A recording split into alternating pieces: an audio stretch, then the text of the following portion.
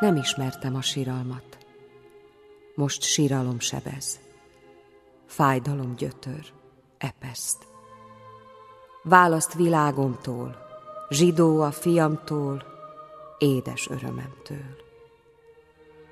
Ó, én édes uram, egyetlen egy fiam, síró anyát tekintsed, fájdalmából kivonjad.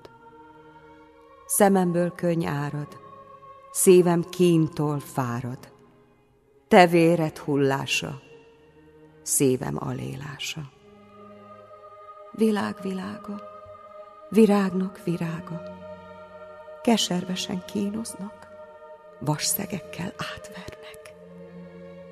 Jaj nekem, én fiam, édes, mint a méz, megrútó szépséged, vízként hull véred.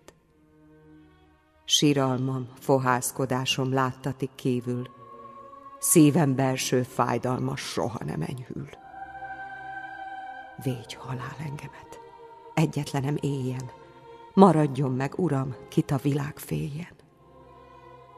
Ó, az igaz Simeonnak biztos szava elért, érzem-e fájdalom tört, amit egykor jövendőlt. Ne váljak el tőled, életben maradva, mikor így kínoznak fiam halálra. Zsidó, mit tész, törvénytelen?